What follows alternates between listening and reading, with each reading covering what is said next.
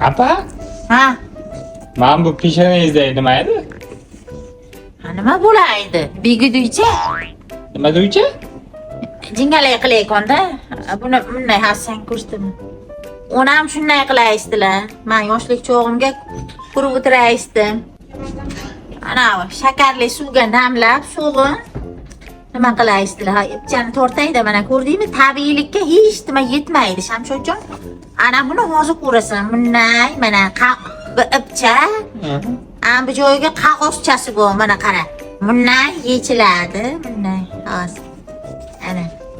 Ana ximka qiladilar, u ximkatda zararda, mana. Ana ko'rdingmi qanday jingalak, ana. Ana qo'ltiqchani juniday bo'lgan o'zi ham. Jingalak qilishdan oldin shakar suv qilib, bunday chochchani olib suvlaysizlar, so'g'in mana ipga o'raysizlar bunday qilib. Ana, ko'rdingizlarmi? Tabiiylikka intilingizlar. Buning uchun bizga kerak bo'ladi yarim piyola suv, yarim qoshiqcha shakar, kichkina qoshiqcha bo'ladi-da. So'g'in ipcha, qog'ozcha. Bo'ldi. Bu ijodiy 2012-yil tushgan suratimiz. Bu undan oldini? Bundan oldin. Bu qizlik paytim bu. Ha, qizlik Bunda o'sha o'g'lim bor edi bu paytda. Ko'rdingizmi qizlik davrida qanday to'lacha chiroyli bo'lganman. Mana o'sha erga tekamdan ko'rinib arqilib bo'lgan. Ha. Lekin Rasmga e'tibor beringlar. Shu yerda Barnopam bilan tengdoshday tushganmiz-da, tengdoshday. Lekin 14 yoshmi, 13 yosh kattasiz mendan.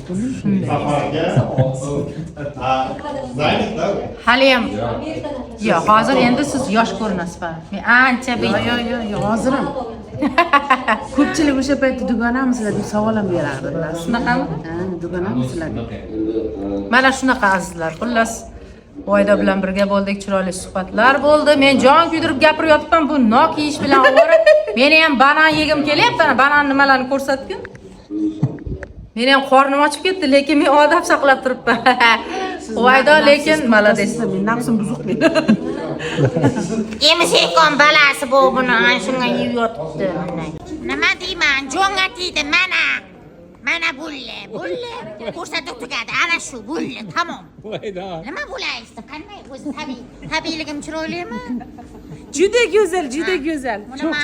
Choch bir san'at asari. Shakar suvga qilganman buni, qog'ozlagan bunday. Yaxshi ham kiprlar qoshlari yonib ketibdi o'rtoqlar. Bo'lmasa biz bu kiprikdan bebahra qolib ketardik. Shunday. Juda go'zal. Jingalak Chok degansiz. Chok. Tabiiy qog'ozga qilganman. Ana qo'ltiqchani jiriday jingalak. Bu anaqada chochda borib bitlarim dimiq bo'ladi. Ha, bo'ladi. Havo yetmaydi. Siz nima deysiz? Uyqusirayapti. Ertalab. Yo'q, men lolma. Meni kutgan. Kecha meni kutgan mehmonga. pul sarflagan, o'sha pul chiqqanidan keyin siqilib qoldi.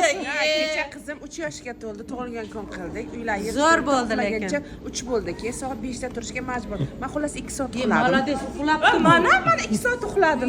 Men umuman uxlamadim, ishonasizlar? Yo'q.